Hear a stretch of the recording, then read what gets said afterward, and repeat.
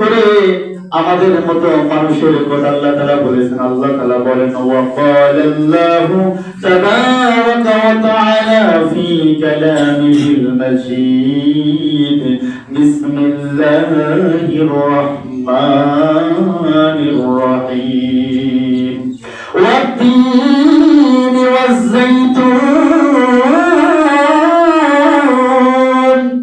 ওয়া তুরি সিনিন ওয়া হাযাল বালাদিল আমিন লাকাদ খালাকনাল ইনসানা ফি আহসানি তাকওয়িম। আল্লাহু আকবার।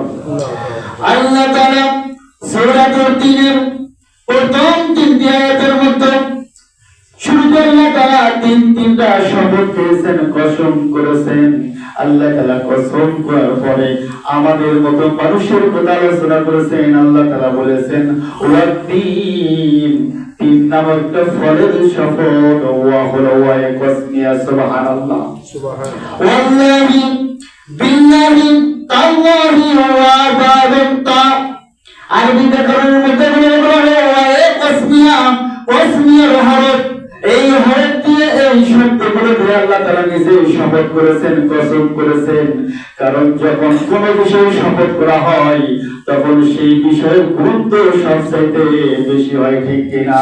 সুবহানাল্লাহ সুবহানাল্লাহ। আমরা যখন কোনো কথা বলি, যদি কথাকে বিশ্বাস না করে, আমরা সেই কথাকে বিশ্বাসযোগ্য করার জন্য আমরা বলি আল্লাহর শপথ, আল্লাহি সুবহানাল্লাহ, ঠিক না?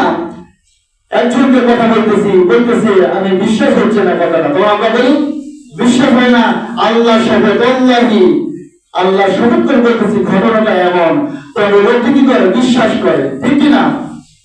আল্লাহ তাআলা কসম করতেছেন ওয়াত-তিন, তিনের কসম, তিন নামের তিন ফলের কসম, ওয়াজ-যাইতুন, এবং যাইতুন নামের একটি ফলের কসম।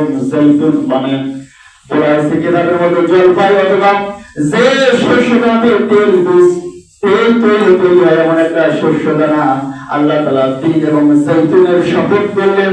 তারপর শপথ করলেন ওয়া হাযাল বালাদিল আমিন,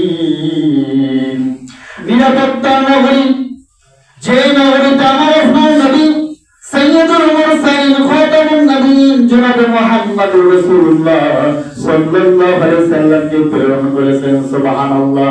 আল্লাহ তাআলা বললেন দুনিয়ার যত নগরী আছে এই নগরীগুলো অনিরাপদ হতে পারে, কিন্তু মক্কার জমিনে এমন একটি জায়গা আল্লাহ তাআলা দান করেছেন।